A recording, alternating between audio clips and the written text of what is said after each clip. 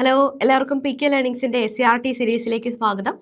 ഇന്നത്തെ ക്ലാസ്സിൽ നമ്മൾ വേൾഡ് ഹിസ്റ്ററിയുമായിട്ട് ബന്ധപ്പെട്ടുകൊണ്ടുള്ള അടുത്ത ടോപ്പിക്ക് നമ്മുടെ ഫ്രഞ്ച് റവല്യൂഷനാണ് പഠിക്കാനായിട്ട് പോകുന്നത്. അപ്പോൾ കഴിഞ്ഞ ക്ലാസ്സിൽ നമ്മൾ അമേരിക്കൻ റവല്യൂഷൻ പഠിക്കുകയുണ്ടായി. ഇന്നത്തെ ക്ലാസ്സിൽ നമ്മൾ ഡീൽ ചെയ്യാൻ പോകുന്നത് ഫ്രഞ്ച് റവല്യൂഷൻ എന്ന് പറയുന്ന സുപ്രധാനമായിട്ടുള്ള ഒരു ടോപ്പിക്കാണ്. അപ്പോൾ ക്ലാസ്സിലേക്ക് പോവല്ലേ. ഈ പാഠഭാഗം ആരംഭിക്കുന്നത് ടെന്നീസ് കോർട്ട് പ്രതിജ്ഞ എന്ന് പറയുന്ന ഒരു സംഭവത്തെ എടുത്തു പറഞ്ഞുകൊണ്ടാണ്. എന്താണ് ടെന്നീസ് കോർട്ട് പ്രതിജ്ഞ എന്ന് പറയുന്നത്? ഫ്രാൻസിലെ അന്നത്തെ ജനത അവിടുത്തെ രാജഭരണത്തോട്, അവിടുത്തെ ആ ഒരു ഭരണരീതിയോടും സാമൂഹിക ഘടനയോടും അതൃപ്തി ഉണ്ടായിരുന്ന അവിടുത്തെ ജനങ്ങൾ ഒരു ടെന്നീസ് കോർട്ടിൽ അസംബിൾ ചെയ്യുന്നതും ഇവിടെ നിന്ന് ഒരു ഭരണഘടന ഉണ്ടാക്കാതെ നമ്മൾ പിരിഞ്ഞു പോവുകയില്ല എന്ന് പ്രതിജ്ഞ ചെയ്യുന്നതുമായിട്ട് ഉള്ള ഒരു ചരിത്ര സംഭവമാണ് ഈ പാഠഭാഗത്തിൻ്റെ തുടക്കത്തിൽ തന്നെ നമ്മളെ എടുത്ത് കാണിക്കുന്നത്. എന്താണ് അവിടുത്തെ ജനതയെ ഇങ്ങനൊരു അവസ്ഥയിലേക്ക് കൊണ്ടുചെന്ന് എത്തിച്ചത്? എന്തായിരുന്നു അവിടെ ഉണ്ടായിരുന്ന ആളുകളുടെ ഒരു പ്രശ്നം? എന്താണ് ഫ്രാൻസിനെ വിപ്ലവത്തിലേക്ക് നയിച്ചിട്ടുള്ള ആ സംഭവങ്ങൾ? ഇതൊക്കെയാണ് ഈ പാഠത്തിൽ നമ്മൾ പഠിക്കാനായിട്ട് പോകുന്നത്. ആദ്യമായിട്ട് ഫ്രാൻസിലെ സ്വേച്ഛാധിപത്യ ഭരണക്രമമാണ് പറഞ്ഞു പോകുന്നത്. ഫ്രാൻസ് അന്ന് ഭരിച്ചിരുന്ന രാജാക്കന്മാർ, ബൂർബൺ വംശത്തിൽ ഉൾപ്പെടുന്ന രാജാക്കന്മാർ വളരെ എക്സ്ട്രാവാഗൻ്റ് ആയിട്ടുള്ള ഒരു ജീവിത രീതിയായിരുന്നു അവർ ഫോളോ ചെയ്ത് വന്നിരുന്നത്. അതായത് വളരെ ലക്ഷറി ആയിട്ടുള്ളൊരു ജീവിതം അവിടുത്തെ രാജാക്കന്മാർ ജീവിക്കുമ്പോൾ ഫ്രാൻസിലെ ബഹുഭൂരിപക്ഷം വരുന്ന സാധാരണക്കാരായിട്ടുള്ള ജനങ്ങളും പട്ടിണി മൂലവും രാജ്യത്തെ ഭരണത്തിലുള്ള പോരായ്മകൾ മൂലം ഉണ്ടാകുന്ന പ്രശ്നങ്ങൾ മൂലവും വളരെയധികം ബുദ്ധിമുട്ടിക്കൊണ്ടിരുന്നു. ഇതായിരുന്നു ഫ്രാൻസിൻ്റെ അന്ന് കാലത്തെ സാമൂഹിക സ്ഥിതി എന്ന് പറയുന്നത്. ഫ്രാൻസ് ഭരിച്ചിരുന്ന രാജവംശമായിരുന്നു ബൂർബൺ രാജവംശം. ആ രാജാക്കന്മാരൊക്കെ തന്നെയും സ്വേച്ഛാധിപതികളായിട്ടുള്ള ആളുകളായിരുന്നു. ഇവരുടെ ഒരു ആശയമായിരുന്നു ദൈവദത്താധികാര സിദ്ധാന്തം എന്ന് പറയുന്നത്. ഈ സിദ്ധാന്തം പറയുന്നത് ഈ രാജാക്കന്മാർക്കൊക്കെ തന്നെയും അവിടുത്തെ ജനങ്ങളോടല്ല, പകരം ദൈവത്തോടാണ് മറുപടി പറയാനുണ്ടായിരുന്നത് എന്നുള്ളതാണ്. അതായത് രാജാധികാരം എന്ന് പറയുന്നത് ദൈവം നേരിട്ട് രാജാവിന് പതിച്ചു നൽകുന്ന ഒരു അവകാശം ആണെന്നുള്ളതും ഭരിക്കപ്പെടുന്നവരോട് യാതൊരു കടമയും രാജാവിനില്ല എന്നുള്ളതുമായിട്ടുള്ളൊരു സിദ്ധാന്തമായിരുന്നു ദൈവദത്താധികാര സിദ്ധാന്തം എന്ന് പറയുന്നത്. അതായത് രാജാവ് ദൈവത്തിൻ്റെ പ്രതിനിധിയാണെന്നും ദൈവത്തോട് മാത്രമേ രാജാവിന് കടപ്പാടുള്ളൂ, ഭരിക്കപ്പെടുന്നവരായിട്ടുള്ള ജനങ്ങളോട് യാതൊരു തരത്തിലുള്ള കടപ്പാടുകളും രാജാവിന് ഇല്ല എന്ന് വിശ്വസിക്കുന്ന സിദ്ധാന്തമാണ് ദൈവദത്താധികാര സിദ്ധാന്തം. അപ്പം നിങ്ങളൊന്ന് ആലോചിച്ച് നോക്കിക്കഴിഞ്ഞാൽ തന്നെ മനസ്സിലാവും എന്താണ് ഇങ്ങനെ ചിന്തിക്കുന്ന ഒരു രാജാവിനാൽ ഭരിക്കപ്പെടുന്ന ജനതയ്ക്കുണ്ടാവുന്ന പ്രശ്നങ്ങൾ എന്ന് പറയുന്നത്. അപ്പം ഈ കൂട്ടത്തിൽ പ്രധാനമായിട്ട് നമുക്ക് പറയാനുള്ള ഒരു രാജാവാണ് ലൂയി 14 എന്ന് പറയുന്നത്. ഞാനാണ് രാഷ്ട്രം എന്ന് പറഞ്ഞിട്ടുള്ള രാജാവാണ് ലൂയി 14. പരീക്ഷയ്ക്ക് ചോദിക്കാറുണ്ടത് ഞാനാണ് രാജ്യം എന്ന് പ്രഖ്യാപിച്ച രാജാവ് ആരാണ് എന്ന് ചോദിച്ചു കഴിഞ്ഞാൽ ആരാണ്? ലൂയി 14 ഞാനാണ് രാഷ്ട്രം എന്ന് രാജാവ് പറഞ്ഞു. രാജാവിൻ്റെ ആവശ്യങ്ങൾ, രാജാവിൻ്റെ തീരുമാനങ്ങൾ അതൊക്കെയാണ് രാജ്യത്ത് ഇമ്പോർട്ടൻ്റ് എന്ന് അദ്ദേഹം എന്ത് ചെയ്തു? വിശ്വസിച്ചു. ഈ ഫ്രാൻസിന് അന്ന് സ്റ്റേറ്റ് ജനറൽ എന്ന് പറഞ്ഞിട്ടുള്ള ഒരു സമിതി ഉണ്ടായിരുന്നു. സ്റ്റേറ്റ് ജനറൽ അതൊരു പാർലമെൻ്റ് ആയിരുന്നു, ഫ്രാൻസിൻ്റെ ഒരു പാർലമെൻറ്റ്. ഇത് 1614 ശേഷം ഈ ഒരു സ്റ്റേറ്റ് ജനറലിനെ വിളിച്ചു ചേർത്തിരുന്നില്ല. രാജാവിൻ്റെ തീരുമാനങ്ങൾ അങ്ങനെ നടക്കുക എന്നുള്ളതല്ലാതെ ഒരു പാർലമെൻറ്റിൻ്റെ സമ്മതമോ ആശയമോ ഒന്നും തന്നെ ചോദിച്ചുകൊണ്ടായിരുന്നില്ല ഭരണം നടത്തിയിരുന്നത്. 1614 ശേഷം പിന്നീട് അങ്ങോട്ട് ഈ സ്റ്റേറ്റ് ജനറലിനെ വിളിച്ചു ചേർത്തിട്ട് തന്നെ ഉണ്ടായിരുന്നില്ല. അന്ന് കാലത്ത് ഈ ഫ്രഞ്ച് റവല്യൂഷൻ ആരംഭിക്കുന്ന ആ കാലഘട്ടത്തിൽ ഫ്രാൻസ് കിടന്നുകൊണ്ടിരുന്ന ആ ഒരു രൂപമാണ്, യൂറോപ്പിൻ്റെ രൂപമാണ് നമുക്ക് കാണാനായിട്ട് പറ്റുന്നത് നമ്മുടെ പാഠപുസ്തകത്തിൽ. അപ്പോൾ നമുക്ക് നോക്കിയാൽ അറിയാം ഫ്രാൻസിൻ്റെ ഒരു കടലെടുക്ക് കഴിഞ്ഞു കഴിഞ്ഞാൽ അപ്പുറത്ത് കിടക്കുന്ന ഒരു അയൽവാസിയാണ് ബ്രിട്ടൻ എന്ന് പറയുന്നത്. പിന്നെ അതുകൂടാതെ ഈ ഭാഗത്ത് ജർമ്മൻ സ്റ്റേറ്റുകൾ, നെതർലാൻഡ് ഒക്കെ തന്നെയും എന്തുണ്ട്? ഫ്രാൻസിൻ്റെ അതിർത്തി പ്രദേശത്ത് കാണാനായിട്ട് നമുക്ക് പറ്റും. ഫ്രഞ്ച് റവല്യൂഷൻ കൊടുമ്പിരി കൊള്ളാൻ, ഫ്രഞ്ച് റവല്യൂഷൻ ആരംഭിക്കാൻ ഏറ്റവും പ്രധാനമായിട്ടുള്ള ഒരു കാരണം നമ്മൾ നേരത്തെ പറഞ്ഞതുപോലെ തന്നെ അവിടുത്തെ ഭരണകാരികളുടെ ഒരു പോരായ്മ തന്നെയാണ്. അതിൽ ലൂയി 15 രാജാവ് അഴിമതിയും ധൂർത്തും കൂടാതെ യുദ്ധങ്ങളിലൂടെ രാജ്യത്തെ സാമ്പത്തികമായിട്ട് വളരെ വലിയൊരു പ്രതിസന്ധിയിലേക്ക് തള്ളിവിടുകയുണ്ടായി. അതിനുശേഷം വന്നിട്ടുള്ള രാജാവാണ് ലൂയി 16. ലൂയി 16 ഈ പറഞ്ഞ പോലെ ഫ്രാൻസ് സാമ്പത്തിക പ്രതിസന്ധിയിലും അവിടുത്തെ ജനങ്ങളുടെ ജീവിത സാഹചര്യം വളരെ മോശവും ഒക്കെ ആയിരിക്കുന്ന സാഹചര്യമാണെങ്കിൽ കൂടി ഭരണകാര്യങ്ങളിൽ വലിയ രീതിയിലുള്ള ശ്രദ്ധ പുലർത്തുകയോ ഫ്രാൻസിനെ ഉയർത്തിക്കൊണ്ടുവരാനുള്ള ശ്രമം നടത്തുകയോ ഒന്നും ചെയ്യാതിരുന്ന ഒരു രാജാവാണ് ലൂയി 16 എന്ന് പറയുന്നത്. ഭരണകാര്യങ്ങളിൽ താല്പര്യമില്ലാതിരുന്ന ഒരു ഭരണാധികാരി ആയിരുന്നു ലൂയി 16 എന്ന് പറയുന്നത്. ഇനി നമുക്ക് നോക്കാനുള്ളത് മേരി ആന്റോയിനറ്റ് എന്ന് പറയുന്ന രാജ്ഞിയാണ്. Louis 16 പത്നിയായിട്ടുള്ള രാജ്ഞിയായിരുന്നു Mary ആന്റോയിനറ്റ്. അവര് ഭരണത്തിൽ അനാവശ്യമായിട്ട് ഇടപെടുകയും രാഷ്ട്രത്തിന്റെ സ്വത്ത് അല്ലെങ്കിൽ ഖജനാവിലുള്ള പണം വളരെ ദൂർത്തോടുകൂടി ചെലവഴിക്കുകയും ഒക്കെ തന്നെയും ചെയ്തിരുന്നു. ഇതായിരുന്നു ഫ്രാൻസ് ഭരിച്ചിരുന്ന അന്നത്തെ ഭരണാധികാരികളുടെ ഒരു സ്ഥിതി എന്ന് പറയുന്നത്. ഫ്രഞ്ച് വിപ്ലവത്തെ ട്രിഗർ ചെയ്ത മറ്റൊരു പ്രധാനപ്പെട്ട കാര്യമാണ് ഫ്രാൻസിലെ അന്നത്തെ സാമൂഹിക വ്യവസ്ഥിതി എന്ന് പറയുന്നത്.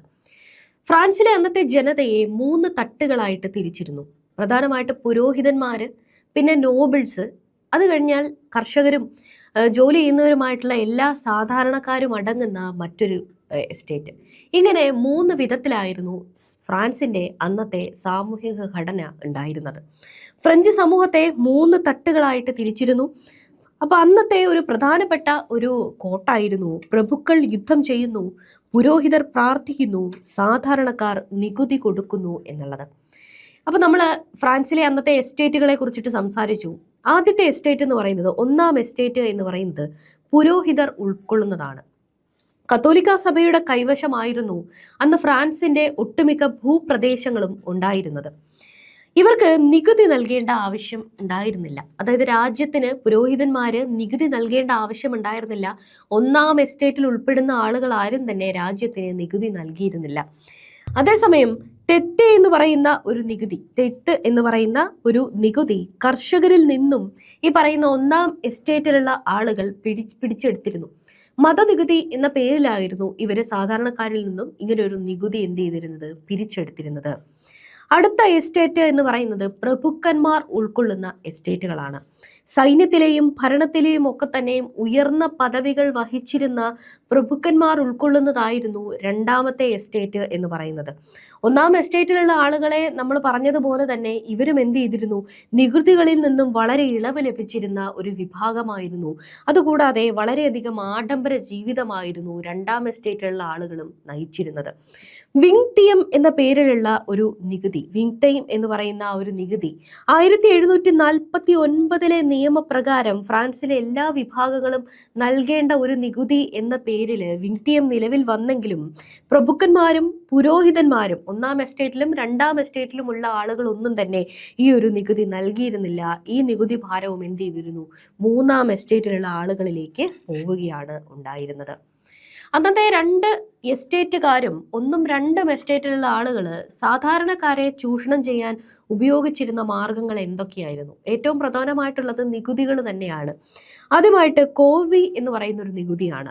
ഇത് പ്രതിഫലം നൽകാതെയുള്ള ഒരു നിർബന്ധിത ജോലിയാണ്. മാസത്തിൽ ഇത്ര ദിവസം, 5 മുതൽ 6 ദിവസം വരെ, അങ്ങനെ കുറച്ച് ദിവസങ്ങൾ വെച്ചിട്ട് അത്രയും ദിവസങ്ങൾ പ്രതിഫലമൊന്നും നൽകാതെ ഈ 3-ാം എസ്റ്റേറ്റിലുള്ളവരെ കൊണ്ട് അല്ലെങ്കിൽ സാധാരണക്കാരെ കൊണ്ട് പണി ചെയ്യിപ്പിക്കാനുള്ള അവകാശം 1-ാം എസ്റ്റേറ്റിലെയും 2-ാം എസ്റ്റേറ്റിലെയും ആളുകൾക്കുണ്ട് എന്ന് പറയുന്ന ആ ഒരു നിയമമാണ് കോർവി എന്ന് പറയുന്നത്. അടുത്തത് ബൊണാലിറ്റി എന്ന് പറയുന്നത്. ജന്മിയുടെ മില്ല്, അടുപ്പ് തുടങ്ങിയവ ഉപയോഗിക്കുന്നതിന് സാധാരണക്കാരൻ നൽകേണ്ട നികുതിയാണ് ബൊണാലിറ്റി എന്ന് പറയുന്നത്.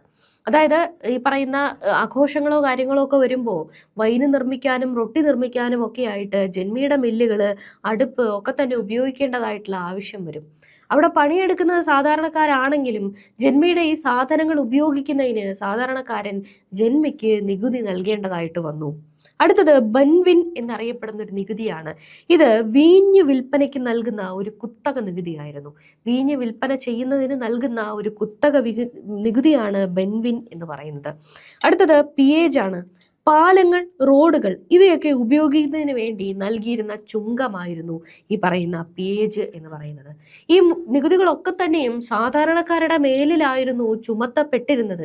ഫ്രാൻസിൽ ഉണ്ടായിരുന്ന രാജ്യത്തിൻ്റെതായിട്ടുള്ള റോഡും പാലവും ഒക്കെ നിർമ്മിക്കാൻ വേണ്ടിയിട്ട് പോലും സാധാരണക്കാരൻ എന്ത് ചെയ്യണമായിരുന്നു, പണം നൽകണമായിരുന്നു.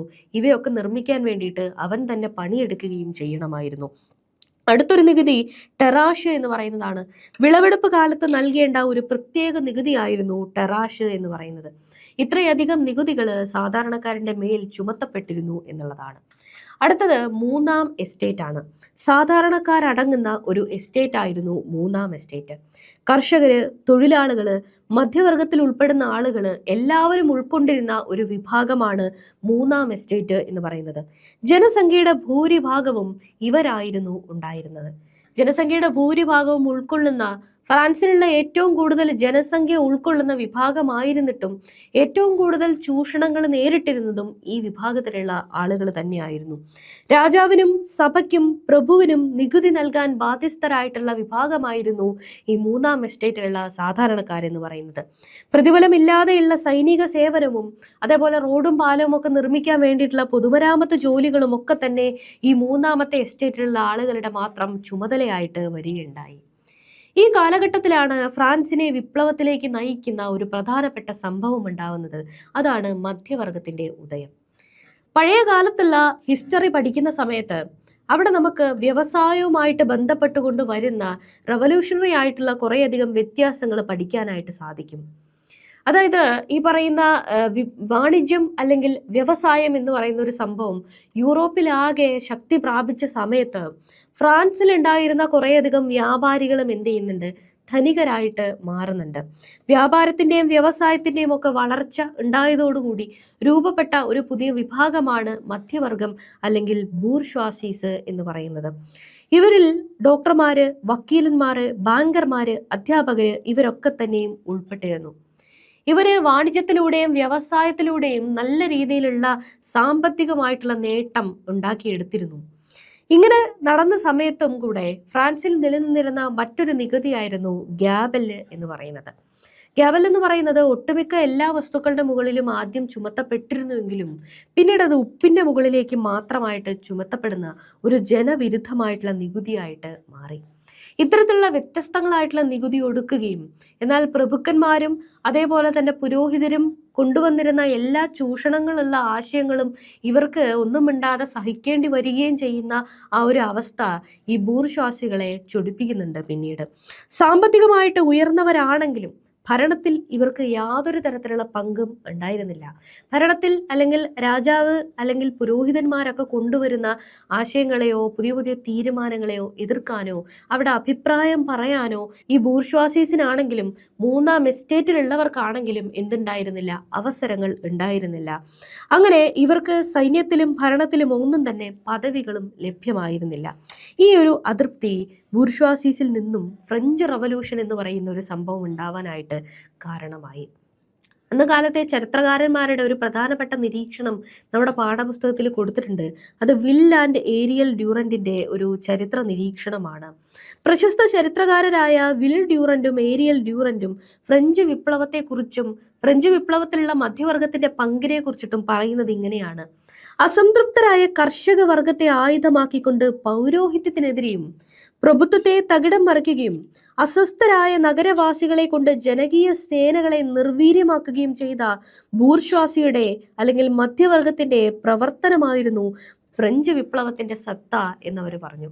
അതായത് അതൃപ്തരായിട്ടുള്ള കർഷകര് പുരോഹിതർക്ക് നികുതി നൽകിക്കൊണ്ടേയിരുന്നു. ആ കർഷകരെയും അതേപോലെ തന്നെ അവിടുത്തെ അതൃപ്തരായിട്ടുള്ള ജനങ്ങളെയും ഉപയോഗിച്ചുകൊണ്ട് പൗരോഹിത്യത്തെയും പ്രഭുത്വത്തെയും തടയുകയും അതേസമയം നഗരവാസികളെ ഉൾക്കൊള്ളിച്ചുകൊണ്ട് രാജകീയ സേനകൾക്കെതിരെ വിപ്ലവം നടത്തുകയും ചെയ്തുകൊണ്ട് ഫ്രഞ്ച് റവല്യൂഷനെ ഫലപ്രദമാക്കിയെടുത്തത് ബൂർഷ്വാസീസിന്റെ പങ്കാണ് എന്ന് ഈ ചരിത്രകാരന്മാർ നിരീക്ഷിക്കുന്നു. ഫ്രാൻസിനെ വിപ്ലവത്തിലേക്ക് നയിക്കുന്ന വളരെ പ്രധാനപ്പെട്ട മറ്റൊരു സംഭവമായിരുന്നു സാമ്പത്തിക പ്രതിസന്ധി.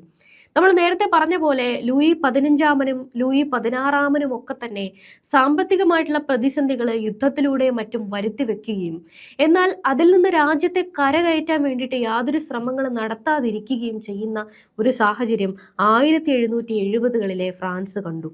ആ സമയത്ത് കാർഷിക ഉൽപാദനത്തിലെ വളരെ വലിയ രീതിയിലുള്ള കുറവ് ധാന്യങ്ങളുടെയും റൊട്ടിയുടെയും ഒക്കെ തന്നെ വില വർധനവിന് കാരണമായി. സാധാരണക്കാർ ഇത്രയും നികുതിയും കൂടെ കൊടുത്തിട്ട് അവർക്ക് ഈ പറയുന്ന സാധാരണ രീതിയിലുള്ള ആഹാരം പോലും അഫോർഡ് ചെയ്യാൻ പറ്റാത്ത ഒരു സാഹചര്യത്തിലേക്ക് അവർ എത്തിച്ചേർന്നു. 1730 മുതൽ 1789 വരെയുള്ള കാലഘട്ടത്തിനുള്ളിൽ ധാന്യവിലയിൽ 60% വർധനവുണ്ടായി. അതേസമയം ജനങ്ങളുടെ കൂലി എന്ന് പറയുന്നത് വെറും 22% മാത്രമേ എന്ത് ചെയ്തുള്ളൂ, വർദ്ധിക്കുകയും ചെയ്തുള്ളൂ. ഇത്തരത്തിലുള്ള വലിയ രീതിയിലുള്ള ക്ഷാമം അവിടെയുള്ള കന്നുകാലികളുടെ സമ്പത്തിനെയും ബാധിക്കുകയുണ്ടായി. അത് കന്നുകാലികളെ ഉൾക്കൊള്ളിച്ചുകൊണ്ട് അവരുടെ ജീവിത രീതി പുലർത്തിയിരുന്ന, അവരുടെ ജീവിത വരുമാനം ലഭിച്ചിരുന്ന ആ ഒരു ജനങ്ങളെയും എന്ത് ചെയ്തിരുന്നു, വലിയ രീതിയിൽ ബാധിച്ചു. ഇങ്ങനെയൊക്കെ ഫ്രാൻസ് പ്രതിസന്ധിയിലിരിക്കുന്ന സമയത്ത് ബ്രിട്ടനുമായി ഫ്രാൻസ് ഒരു കച്ചവട കരാറിൽ ഏർപ്പെടുകയാണ്. ഈ ഒരു കരാറ് മൂലം ബ്രിട്ടനിൽ നിന്ന് വരുന്ന സാധനങ്ങൾക്ക് ഇറക്കുമതി ചുങ്കം നൽകേണ്ടതില്ല എന്നൊരു പുതിയ വ്യവസ്ഥ അവിടെ ഉണ്ടായി വന്നു. ബ്രിട്ടീഷ് ഉൽപ്പന്നങ്ങൾക്ക് ഇറക്കുമതി തീരുവ എന്ത് ചെയ്തു, കുറച്ചു കൊണ്ടുവന്നു ഫ്രാൻസിൽ. ഇങ്ങനെ കുറയ്ക്കുന്നതോടുകൂടി ഫ്രാൻസിൽ തദ്ദേശീയമായിട്ടുണ്ടാക്കുന്ന കരകൗശല തൊഴിലാളികൾക്ക് നല്ല രീതിയിലുള്ള തൊഴിലുകളോ വരുമാനമോ കിട്ടാതെയായി. അപ്പൊ നിങ്ങൾ തന്നെ ഒന്ന് ആലോചിച്ച് നോക്കിയേ, വിപണിയിലേക്ക് നമ്മളൊരു സാധനം വാങ്ങാൻ ചെല്ലുന്ന സമയത്ത് നമ്മുടെ രാജ്യത്ത് ഉണ്ടാക്കിയതോ പുറത്തു നിന്ന് വന്നതോ എന്ന് നമ്മൾ നോക്കില്ല, വിലക്കുറവുള്ള സാധനമേ നമ്മൾ എടുക്കുകയുള്ളൂ. ഫ്രാൻസിലുള്ള സാധാരണക്കാരായിട്ടുള്ള കരകൗശല തൊഴിലാളികൾ അവരുടെ കൈകൊണ്ട് മെനക്കെട്ടുണ്ടാക്കുന്ന ഒരു സാധനത്തിന് തീർച്ചയായിട്ടും വില കൂടുതലായിരിക്കും. അതേസമയം ഇംഗ്ലണ്ടിൽ നിന്നും മിഷനിൽ നിന്നുമൊക്കെ ഉണ്ടായി വരുന്ന സാധനങ്ങൾക്ക് ഇവിടെ ഇറക്കുമതി തീരുവയും കൂടെ കുറവായതുകൊണ്ട് വളരെ വിലക്കുറവിൽ അത് ലഭിക്കുകയും ചെയ്യും. മാർക്കറ്റിൽ ഇങ്ങനെ രണ്ട് സാധനങ്ങൾ ഉണ്ടാവുന്ന സമയത്ത് ഈ കരകൗശല തൊഴിലാളികൾ ഉണ്ടാക്കുന്ന പ്രൊഡക്റ്റിന് വലിയ രീതിയിലുള്ള വിൽപ്പന ഇല്ലാതിരിക്കുകയും അവർക്ക് എന്ത് ചെയ്യാൻ പറ്റുന്നില്ല, വരുമാനമില്ലാതെ ആവുകയും ചെയ്യുന്നുണ്ട് ഈ ഒരു തീരുമാനം മൂലം. ഇതുകൂടാതെ യുദ്ധങ്ങൾ കാരണം ഖജനാവ് ഏറെക്കുറെ ശൂന്യമാവുകയും ചെയ്തു. ഈ സാഹചര്യത്തിൽ ഫ്രാൻസ് അല്ലെങ്കിൽ ഫ്രാൻസിലെ രാജാക്കന്മാർ അവിടെയുള്ള ബാങ്കർമാരിൽ നിന്നും വലിയൊരു തുക കടമെടുക്കുകയാണ് ചെയ്യുന്നത്. ഇങ്ങനെ കടമെടുത്തതോടുകൂടി എന്ത് സംഭവിക്കുകയാണ്, ഈ ബൂർഷ്വാസിന് അല്ലെങ്കിൽ മധ്യവർഗത്തിന് നികുതി ചുമത്തത്തിലുള്ള ആ ഒരു അസമത്വത്തിൽ ഉണ്ടാവുന്ന ഒരു പ്രതിഷേധം കുറച്ചുകൂടെ എന്ത് ചെയ്യാണ്, കുറച്ചുകൂടെ ആളിക്കത്തുകയുമാണ് ചെയ്യുന്നത്. നികുതി ചുമത്തുന്നതിലുള്ള അസമത്വം വലിയൊരു പ്രതിഷേധത്തിന് കാരണമായിട്ട് വരികയും ചെയ്തു. അതായത് ഈ മധ്യവർഗം നോക്കുമ്പോൾ നമ്മുടെ കയ്യിൽ പണമുണ്ട്, നമുക്ക് സോഷ്യൽ സ്റ്റാറ്റസ് ഉണ്ട്, പക്ഷേ ഇവിടുത്തെ ഭരണത്തിലോ രാജ്യത്തിന്റെ വളർച്ചയിലോ പങ്ക് വഹിക്കാനുള്ള അവകാശം നമുക്ക് ഈ പ്രഭുക്കന്മാരും പുരോഹിതന്മാരും രാജാവും നൽകുന്നതുമില്ല. ഈ സമയത്ത് ഫ്രഞ്ച് റവല്യൂഷനെ കുറച്ചുകൂടെ ഊട്ടി ഉറപ്പിക്കുന്ന, അതിന് ശക്തി പകരുന്ന മറ്റൊരു സംഭവമാണ് ചിന്തകരുടെ സ്വാധീനം എന്ന് പറയുന്നത്. റൂസോ, വോൾട്ടെയർ, മൊണ്ടസ്ക്യൂ തുടങ്ങിയിട്ടുള്ള ചിന്തകര് അവരുടെ ആശയങ്ങൾ ഫ്രഞ്ച് ജനതയിൽ വിപ്ലവത്തിന് തിരികൊളുത്താനുള്ള വലിയൊരു ഊർജം നൽകുന്നുണ്ട്. അതിലാദ്യമായിട്ട് വോൾട്ടെയർ ഒരു ആക്ഷേപഹാസ്യകാരനായിരുന്നു. കൂടാതെ അദ്ദേഹം ഒരു ചരിത്രകാരനും ഒരു ചിന്തകനുമായിരുന്നു. ഇദ്ദേഹം പുരോഹിതന്മാരെ വളരെ രൂക്ഷമായിട്ട് വിമർശിക്കുകയുണ്ടായി. അന്നത്തെ ആ മതത്തിനെയോ രീതികളെയോ വിമർശിക്കുന്നില്ലെങ്കിലും പുരോഹിതന്മാരെ നടത്തുന്ന ഈ അനീതിപരമായിട്ടുള്ള നികുതി പിരിവിനെ വോൾട്ടെയർ അന്ന് വിമർശിക്കുന്നുണ്ട്. അടുത്ത കാര്യം റൂസോ ആണ്. നമ്മുടെ പരീക്ഷയ്ക്ക് സ്ഥിരമായിട്ട് ചോദിക്കുന്ന ഒരു സംഭവമാണ് സാമൂഹ്യ ഉടമ്പടി അല്ലെങ്കിൽ സോഷ്യൽ കോൺട്രാക്ട് എന്ന് പറയുന്ന ഒരു കൃതി രചിച്ചത് ആര് എന്നുള്ളത്. അത് രചിച്ചിട്ടുള്ളത് റൂസോ ആണ്. ഈ കൃതിയിലൂടെ അദ്ദേഹം വ്യക്തിയും രാഷ്ട്രവും തമ്മിലുള്ള ഒരു ബന്ധം വളരെ വലിയ രീതിയിൽ നിർവചിക്കുകയുണ്ടായി. അദ്ദേഹം പറഞ്ഞു, മനുഷ്യൻ സ്വതന്ത്രനായി ജനിക്കുന്നു, എന്നാൽ അവൻ എല്ലായിടത്തും ചങ്ങലയിലാണ് എന്ന് പറഞ്ഞു. ഇങ്ങനെയുള്ള ആശയങ്ങളൊക്കെ തന്നെ അവിടുത്തെ ജനതയിലേക്ക് നമ്മൾ അനുഭവിച്ചുകൊണ്ടിരിക്കുന്ന ഈ അസമത്വങ്ങളെ അല്ലെങ്കിൽ പ്രശ്നങ്ങളെ ഇത് പ്രതികരിച്ച് മാറ്റേണ്ടതാണ് എന്നുള്ളൊരു ബോധം ജനങ്ങളിൽ ഉണ്ടാക്കുന്നുണ്ട് എന്നുള്ളതാണ്. അടുത്തൊരു പ്രധാനപ്പെട്ട ചിന്തകനാണ് മൊണ്ടസ്ക്യൂ. അദ്ദേഹം നിയമത്തിന്റെ ആത്മാവ് അഥവാ ദ സ്പിരിറ്റ് ഓഫ് ലോസ് എന്ന കൃതിയിലൂടെ ഗവൺമെന്റിന്റെ അധികാരത്തെ നിയമനിർമ്മാണം, അതായത് ലെജിസ്ലേച്ചർ, ഭരണനിർവഹണം, എക്സിക്യൂട്ടീവ്, നീതിന്യായം, ജുഡീഷ്യറി എന്നിങ്ങനെ 3ആയി തിരിക്കണം എന്ന് നിർദ്ദേശിച്ചു. ഇന്ന് നമ്മുടെ ഭരണഘടനയും ഫോളോ ചെയ്യുന്ന ഒരു രീതി തന്നെയാണ് ഈ ഭരണത്തിൽ ഉണ്ടാകുന്ന ആ ഒരു വിഭജനം എന്ന് പറയുന്നത്, അധികാര വിഭജനം എന്ന് പറയുന്നത്. ഇനി അടുത്തത് ജോൺ ലോക്കാണ്. ജോൺ ലോക്കിന്റെ 2 ട്രീറ്റീസസ് ഓഫ് ഗവൺമെന്റ് എന്ന് പറയുന്ന കൃതിയിലൂടെ അദ്ദേഹം രാജാവിന്റെ ഈ ദൈവദത്താവകാശം ഉണ്ടല്ലോ, നമ്മൾ ആദ്യം ഡിസ്കസ് ചെയ്ത സംഭവം, അതിനെയും സ്വേച്ഛാധികാരത്തെയും നിരാകരിക്കുകയുണ്ടായി.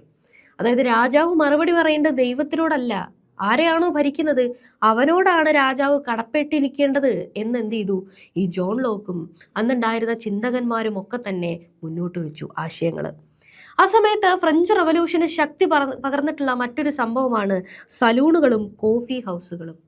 ഈ വിപ്ലവത്തിനോട് പ്രതിബദ്ധത പുലർത്തിയിരുന്ന ആളുകള്, അല്ലെങ്കിൽ ഈ പറയുന്ന നമ്മൾ അനുഭവിച്ചുകൊണ്ടിരിക്കുന്ന അസമത്വത്തിനെതിരെ ഒരു വിപ്ലവം ആവശ്യമുണ്ട് എന്ന് ചിന്തിച്ചുകൊണ്ടിരുന്ന ആളുകളൊക്കെ തന്നെയും ഒന്നിച്ചു കൂടുകയും അവരുടെ ആശയങ്ങൾ പരസ്പരം പങ്കുവെക്കുകയും ചെയ്തു. അന്ന് ഫ്രാൻസിലുണ്ടായിരുന്ന അഭ്യസ്തവിദ്യരായിട്ടുള്ള സ്ത്രീകള് അവരുടെ വീടുകളിൽ സംഘടിപ്പിച്ചിരുന്ന സലോണുകളിലൂടെ ഈ ആളുകൾ ഒന്നിച്ചു ചേരുകയും അവരുടെ ആശയങ്ങൾ പരസ്പരം പങ്കുവെക്കുകയും ചെയ്തു പോന്നിരുന്നു. ഇതുകൂടാതെ കോഫി ഹൗസുകളും അന്ന് വിപ്ലവാശയങ്ങൾ കൈമാറുന്നതിനുള്ള പ്രധാനപ്പെട്ട ഒരു സങ്കേതമായിട്ട് ഫ്രാൻസിൽ മാറി. ഇങ്ങനെ ഫ്രാൻസ് ചെറിയ രീതിയിലുള്ള അതൃപ്തികൾ പല ഭാഗത്തു നിന്ന് ഉയർന്നു കേൾക്കുകയും ഫ്രാൻസിന്റെ ഖജനാവ് യുദ്ധങ്ങൾ മൂലം ഏറെക്കുറെ ശൂന്യമാകുകയും ഒക്കെ ചെയ്ത സാഹചര്യത്തിൽ കുറച്ച് ഭരണ പരിഷ്കാരങ്ങൾ രാജാവ് കൊണ്ടുവരാനായിട്ട് ശ്രമിക്കുന്നുണ്ട്. അതിൽ പ്രധാനപ്പെട്ട ഒരു സംഭവമാണ് ടർഗോയുടെ സേവനം. ടർഗോ എന്ന് പറയുന്നത് ലൂയി 16 സാമ്പത്തിക ഉപദേഷ്ടാവായിരുന്നു. ഇദ്ദേഹം പ്രഭുക്കന്മാരിൽ നിന്ന് നികുതി ഈടാക്കാനും ധാന്യ വ്യാപാര സ്വാതന്ത്ര്യത്തിന് വേണ്ടിയിട്ടുള്ളൊരു സ്വാതന്ത്ര്യം വേണമെന്ന് പറഞ്ഞുകൊണ്ടുള്ളൊരു ശുപാർശ മുന്നോട്ട് വെക്കുകയും ചെയ്തു ടർഗോ. രാജാവിന്റെ ഉപദേഷ്ടാവായിരുന്നുവെങ്കിലും സാധാരണക്കാർ അനുഭവിച്ചുകൊണ്ടിരുന്ന ഈ പ്രശ്നങ്ങളെ അഡ്രസ്സ് ചെയ്യാൻ വേണ്ടിയിട്ട് മെനക്കെട്ട ഒരു വ്യക്തി കൂടിയായിരുന്നു ടർഗോ. അങ്ങനെ ടർഗോ പ്രഭുക്കന്മാരിൽ നിന്ന് നികുതി ഈടാക്കണം എന്ന് ആവശ്യപ്പെട്ടു. ഇതുകൂടാതെ അന്ന് വളരെ എക്സ്ട്രാവാഗന്റ് ആയിട്ടുള്ള ഒരു ജീവിതം നയിച്ചുകൊണ്ടിരുന്ന ഫ്രാൻസിന്റെ രാജ്ഞിയായിട്ടുള്ള മേരി ആന്റോനേറ്റിനോട് അവരുടെ ഈ വളരെയധികം ധൂർത്ത് അടങ്ങിയിട്ടുള്ള ഈ ഒരു ജീവിത രീതി കുറയ്ക്കണമെന്നും ഫ്രാൻസ് സാമ്പത്തിക പ്രതിസന്ധിയിലാണെന്നുമൊക്കെയുള്ള ഒരു ആശയങ്ങൾ ടർഗോ മുന്നോട്ട് വെക്കുന്നതോടുകൂടി രാജ്ഞിക്ക് ഇയാളോട് വളരെയധികം എതിർപ്പുണ്ടാവുകയും അങ്ങനെ രാജ്ഞിയുടെ എതിർപ്പ് മൂലം ടർഗോ പുറത്താക്കപ്പെടുകയുമാണ് ചെയ്യുന്നത്. ടർഗോയ്ക്ക് ശേഷം രാജ്യത്ത് ഉപദേഷ്ടാവായിട്ട് വന്നിട്ടുള്ള വ്യക്തിയാണ് നെക്കർ. നെക്കറും ടർഗോയെ പോലെ തന്നെ എന്ത് ചെയ്യുന്നുണ്ട്, ഈ പറയുന്ന അതേ ആശയങ്ങൾ തന്നെ, ഈ പറയുന്ന എന്താ പറയുക മുന്നോട്ട് വെച്ചിട്ടുള്ള കാര്യങ്ങൾ തന്നെ അവിടെ നടപ്പിലാക്കാൻ വേണ്ടിയിട്ട് ആ പരിഷ്കാരങ്ങൾ തുടരാനായിട്ട് ശ്രമിക്കുന്നുണ്ട്. അതോടുകൂടി നെക്കറുമായിട്ടും എന്ത് ചെയ്യുന്നുണ്ട്, രാജാവും പ്രഭുക്കന്മാരും ഒക്കെ പ്രശ്നങ്ങൾ ഉണ്ടാക്കുകയും നെക്കറേയും അവിടെ നിന്ന് പറഞ്ഞു വിടുകയുമാണ് ചെയ്യുന്നത്. നെക്കറെ പറഞ്ഞു വിട്ടതും ഫ്രാൻസിലെ ജനതയിൽ വലിയ രീതിയിലുള്ള പ്രശ്നങ്ങൾ ഉണ്ടാകാനായിട്ട് കാരണവുമാകുന്നുണ്ട്. ഇനി നമുക്ക് നോക്കാനുള്ളത് എസ്റ്റേറ്റ് ജനറൽ സമ്മേളനത്തെ കുറിച്ചിട്ടാണ്. 1789 നടന്നത്. അതായത് ഫ്രാൻസ് ഇങ്ങനെ സാമ്പത്തികമായിട്ടുള്ള പ്രശ്നങ്ങളിലും ഒക്കെ ആയ സമയത്ത് പുതിയ നികുതികൾ ചുമത്തുന്നതിന് വേണ്ടിയിട്ട് 175 വർഷങ്ങൾക്ക് ശേഷം രാജാവ് എന്ത് ചെയ്തു, എസ്റ്റേറ്റ് ജനറലിനെ, അതായത് ഫ്രാൻസിന്റെ പാർലമെന്റിനെ വിളിച്ചു ചേർത്തു. നമ്മൾ നേരത്തെ പറഞ്ഞതുപോലെ തന്നെ ഫ്രാൻസ് 3 സാമൂഹികമായിട്ടുള്ള തട്ടിലായിരുന്നു ഉൾക്കൊണ്ടിരുന്നത് എന്ന് നമ്മൾ പറഞ്ഞു. അതുപോലെ തന്നെ ഈ 3 വിഭാഗങ്ങളും 3 എന്ത് ചെയ്തിരുന്നത്, സമ്മേളിച്ചിരുന്നത്. അങ്ങനെ 3 സമ്മേളിച്ചിരുന്ന സമയത്ത് ഓരോരോ വിഭാഗത്തിനും ഓരോ എസ്റ്റേറ്റിനും ഓരോ വോട്ട് എന്ന രീതിയിലായിരുന്നു അന്ന് കൊടുത്തിരുന്നത്. അതായത് ഓരോ ആളുകളായിട്ട് വോട്ട് ചെയ്യുകയാണെങ്കിൽ തീർച്ചയായിട്ടും പ്രതിനിധികൾ കൂടുതലുള്ളത് 3ാം എസ്റ്റേറ്റിലാണ്. അവരുടെ ആശയങ്ങളും അവകാശങ്ങളും അവിടെ നടപ്പിലാക്കപ്പെടും. അതുകൊണ്ട് തന്നെ ഫ്രാൻസിൽ വളരെ അസമത്വപൂർവ്വമായിട്ട് ഈ പറയുന്ന 1ഉം 2ഉം 3ഉം എസ്റ്റേറ്റുകാർക്ക് ഒരു എസ്റ്റേറ്റിന് ഒരു വോട്ട് എന്ന രീതിയിലായിരുന്നു അന്ന് ഉണ്ടായിരുന്നത്. 1ാം എസ്റ്റേറ്റിന്റെ പ്രതിനിധികളായിട്ട് 285 പേരും 2ാം എസ്റ്റേറ്റിന്റെ പ്രതിനിധികളായിട്ട് 308 പേരും 3ാം എസ്റ്റേറ്റിന്റെ പ്രതിനിധികളായിട്ട് 621 പേരുമായിരുന്നു സ്റ്റേറ്റ് ജനറൽ സമ്മേളനത്തിൽ ഉണ്ടായിരുന്നത്. ഓരോ എസ്റ്റേറ്റിനും ഓരോ വോട്ട് എന്ന് പറയുന്ന പഴയ രീതി മാറ്റി ഒരാൾക്കൊരു വോട്ട് എന്ന രീതി മുന്നോട്ട് വെക്കണം എന്ന് 3ാം എസ്റ്റേറ്റിലുള്ള ആളുകൾ ഉന്നയിച്ചു. തീർച്ചയായിട്ടും തൻ്റെ ആശയങ്ങൾ അവിടെ നടപ്പിലാവില്ല എന്നുള്ളത് കൊണ്ട് രാജാവ് ഇതിനെ വിമർശിക്കുകയുമാണ് ചെയ്യുന്നത്. 3ാം എസ്റ്റേറ്റിലുള്ള ആളുകൾക്ക് ഇത് തീരെ ഇഷ്ടപ്പെടില്ല. അവർ തീർച്ചയായിട്ടും എന്ത് ചെയ്യുന്നുണ്ട്, അടുത്ത ദിവസം നമ്മളായിട്ട് സമ്മേളിക്കാം എന്ന് പറഞ്ഞുകൊണ്ട് ഈ ആശയങ്ങളെക്കുറിച്ച് ചർച്ച ചെയ്യാൻ വേണ്ടിയിട്ട് അവർ സമ്മേളിക്കുന്നുണ്ട്. ഇത് രാജാവിന് തീരെ ഇഷ്ടപ്പെടില്ല. അപ്പൊ രാജാവ് എന്ത് ചെയ്യും, അവർ സമ്മേളിച്ചുകൊണ്ടിരുന്ന ആ ഒരു സ്ഥലത്തെ എന്ത് ചെയ്യുന്നുണ്ട്, രാജാവ് പൂട്ടിയിടുന്നുണ്ട് അവർ സമ്മേളിക്കാതിരിക്കാൻ വേണ്ടിയിട്ട്. അപ്പൊ അവരെന്ത് ചെയ്യുകയാണ്, നമുക്ക് ഫ്രാൻസിന് ഒരു പുതിയ ഭരണഘടന വേണമെന്നും നമ്മൾ അനുഭവിച്ചുകൊണ്ടിരിക്കുന്ന ഈ അസമത്വങ്ങൾക്ക് ഒരു അന്ത്യം വേണമെന്നും പറഞ്ഞുകൊണ്ട് അവരടുത്തുള്ള ടെന്നീസ് കോർട്ടിൽ സമ്മേളിക്കുകയാണ് ചെയ്യുന്നത്. അതാണ് പാഠത്തിന്റെ ആദ്യം നമ്മൾ കണ്ട ടെന്നീസ് കോർട്ട് പ്രതിജ്ഞ എന്ന് പറയുന്നത്. 1789 ജൂൺ 17 3ാം എസ്റ്റേറ്റിലുള്ള പ്രതിനിധികൾ തങ്ങളാണ് ദേശീയ സഭ, നമ്മളാണ് നാഷണൽ അസംബ്ലി എന്ന് പ്രഖ്യാപിക്കുകയും അവരെ ഒന്നിച്ചു കൂടുകയും ചെയ്തു. ഇത് ഇഷ്ടപ്പെടാതിരുന്ന രാജാവ് ജൂൺ 20 സഭാ ഹാള് പൂട്ടിക്കുകയുണ്ടായി. ഈ സംഭവം ഇഷ്ടപ്പെടാതിരുന്ന ഈ പ്രതിനിധികൾ അടുത്തുള്ള ടെന്നീസ് കോർട്ടിൽ സമ്മേളിച്ചു. അവരിൽ പ്രധാനപ്പെട്ട നേതാക്കന്മാരെന്ന് പറയുന്നത് ഴാങ് സിൽവിയൻ, മിറാബോ, ആബെ സിയേസ് എന്നിവരായിരുന്നു. ഇവരൊക്കെ ഫ്രഞ്ച് നെയിമുകളാണ് കേട്ടോ ഇതൊക്കെ. അപ്പോൾ ഫ്രാൻസിന് ഒരു ഭരണഘടന നിർമ്മിക്കുന്നത് വരെ നമ്മൾ പിരിഞ്ഞു പോവുകയില്ല എന്നവർ പ്രതിജ്ഞ ചെയ്തു. ഈ സംഭവത്തെയാണ് ടെന്നീസ് കോർട്ട് പ്രതിജ്ഞ എന്ന് പറയുന്നത്. ഫ്രഞ്ച് റവല്യൂഷൻ, ഫ്രഞ്ച് വിപ്ലവം വലിയ രീതിയിൽ ആരംഭിക്കുന്നത് ബാസ്റ്റിലിന്റെ പതനത്തോടു കൂടിയാണ്. ബാസ്റ്റിലെ എന്ന് പറയുന്നത് അന്ന് ഫ്രാൻസിൽ ഉണ്ടായിരുന്ന ഒരു ജയിലായിരുന്നു, ഒരു കോട്ടയായിരുന്നു. ഫ്രഞ്ച് ജനതയുടെ ഒരു നൈറ്റ്മെയർ ആയിരുന്നു ബാസ്റ്റിൽ കോട്ട എന്ന് പറയുന്നത്. അതായത് അന്ന് രാജാവിനെയോ അല്ലെങ്കിൽ രാജാവിന്റെ അധികാരങ്ങളെയോ എതിർക്കുന്നു എന്ന് തോന്നുന്ന ആളുകളെയൊക്കെ തന്നെ രാജാവ് പിടിച്ചു കൊണ്ടുപോയി ഇട്ടിരുന്ന ഒരു ജയിലായിരുന്നു ബാസ്റ്റിലെ ജയില്. ബൂർബൺ രാജവംശത്തിന്റെ അധികാരത്തിന്റെ പ്രതീകമായിരുന്നു ബാസ്റ്റിൽ കോട്ട എന്ന് പറയുന്നത്. 1789 ജൂലൈ 14 ബാസ്റ്റിലിന്റെ പതനം സംഭവിച്ചു. അതായത് രാജാവിന്റെ ഉപദേഷ്ടാവായിരുന്ന നെക്കറെ പുറത്താക്കിയ വാർത്ത ജനങ്ങളിൽ എത്തിയതോടുകൂടി ജനങ്ങൾക്ക് തീരെ അത് ഇഷ്ടപ്പെടുന്നില്ല. അങ്ങനെ പ്രകോപിതരായിട്ടുള്ള ജനക്കൂട്ടം ആയുധങ്ങളും ഏന്തിക്കൊണ്ട് 1789 ജൂലൈ 14 ബാസ്റ്റിൽ കോട്ട ആക്രമിച്ച് കീഴടക്കുകയും ചെയ്തു. ബാസ്റ്റിലിന്റെ പതനം ബൂർബൺ രാജവാഴ്ചയുടെ സ്വേച്ഛാധിപത്യത്തിന്റെ തകർച്ചയായിട്ട് കരുതപ്പെടുന്നു. ബാസ്റ്റിലിന്റെ പതനത്തോടു കൂടിയാണ് ഫ്രഞ്ച് വിപ്ലവം ആരംഭിക്കുന്നത്. ഈ സമയത്ത് ദേശീയ സഭയായിട്ട് ഉൾക്കൊണ്ടിട്ടുള്ള നാഷണൽ അസംബ്ലി കുറേയധികം റിഫോമുകൾ മുന്നോട്ട് വെക്കുന്നുണ്ട്. അവ എന്തൊക്കെയായിരുന്നു എന്ന് നമുക്ക് നോക്കാം. ബാസ്റ്റിൽ കോട്ടയുടെ തകർച്ച ഫ്രഞ്ച് വിപ്ലവത്തിന്റെ ആരംഭമായിട്ട് കണക്കാക്കുന്നു. ഇതോടുകൂടി ദേശീയ സഭ നിയമനിർമ്മാണം ആരംഭിച്ചു. അവർ കുറേയധികം പരിഷ്കാരങ്ങൾ മുന്നോട്ട് വെച്ചു. അതിൽ പ്രധാനപ്പെട്ടവയാണ് അടിമത്തം നിർത്തലാക്കുക, പ്രഭുക്കന്മാരുടെ പ്രത്യേക അധികാരങ്ങൾ എടുത്തു മാറ്റിയവര്, സഭയ്ക്ക് നൽകേണ്ടിയിരുന്ന തിത്യ എന്ന് പറയുന്ന ഒരു നികുതി അവർ ഇല്ലാണ്ടാക്കി, മതനികുതി ഇല്ലാതാക്കി, അമിതമായിട്ട് ചുമത്തിയിരുന്ന നികുതികളൊക്കെ തന്നെയും അവര് റദ്ദാക്കി. ഈ സമയത്ത് പ്രധാനമായിട്ട് ഫ്രഞ്ച് വിപ്ലവവുമായിട്ട് ബന്ധപ്പെട്ട് നമ്മൾ എടുത്തു പറയേണ്ട മറ്റൊരു സംഭവമാണ് ഫ്രഞ്ച് വിപ്ലവത്തിലെ സ്ത്രീകളുടെ പങ്ക് എന്ന് പറയുന്നത്. ഫ്രാൻസിൽ ഉണ്ടായിരുന്ന സാമ്പത്തികമായിട്ടുള്ള പ്രശ്നങ്ങൾ മൂലം അന്ന് വലിയ രീതിയിലുള്ള ഭക്ഷ്യക്ഷാമം അവിടുത്തെ ജനങ്ങൾ നേരിട്ടിരുന്നു. ഇതുകൂടാതെ രാജാവിന്റെ നയങ്ങളും അവിടുത്തെ ജനങ്ങളെ പ്രകോപിപ്പിച്ചു. ആയിരക്കണക്കിന് സ്ത്രീകൾ അങ്ങനെ പാരീസിൽ നിന്ന് വെഴ്സായി കൊട്ടാരത്തിലേക്ക്, ബൂർബൺ രാജവംശം ഭരിച്ചിരുന്ന ആ കൊട്ടാരത്തിലേക്ക് മാർച്ച് ചെയ്യുകയാണ് ചെയ്യുന്നത്. അങ്ങനെ ഭക്ഷ്യക്ഷാമം നേരിട്ടിരുന്ന ഈ ജനതയിലെ ജനങ്ങള് റൊട്ടി ആവശ്യപ്പെട്ടുകൊണ്ട് തെരുവിലിറങ്ങി കൊട്ടാരത്തിന് നേരെ സമരം ചെയ്തുകൊണ്ട് പ്രകോപിതരായിട്ട് നടക്കുകയാണ് ചെയ്യുന്നത്. ഈ സമയത്താണ് മേരി ആന്റോനൈറ്റ് എന്ന് പറയുന്ന രാജ്ഞി റൊട്ടി ഇല്ലെങ്കിൽ അവർക്ക് കേക്ക് കഴിച്ചുകൂടെ എന്ന് പറയുന്ന വിവാദപരമായിട്ടുള്ള ഒരു പരാമർശം മുന്നോട്ട് വയ്ക്കുന്നത്. ഇത് ജനതയെ കൂടുതൽ പ്രകോപിപ്പിക്കുന്നുണ്ട്. അങ്ങനെ അവര് രാജാവിനെയും കുടുംബത്തെയും നിർബന്ധപൂർവം പാരീസിലേക്ക് വലിച്ചു കൊണ്ടുവരികയാണ് ചെയ്യുന്നത്. ഈ സമയത്ത് പ്രധാനപ്പെട്ട കുറേയധികം സ്ത്രീകൾ നമുക്ക് നോക്കാനായിട്ടുണ്ട്. അതിൽ പ്രധാനപ്പെട്ട കുറച്ച് ആളുകളാണ്. ഒന്ന് ഒളിംദാഗുഷ്.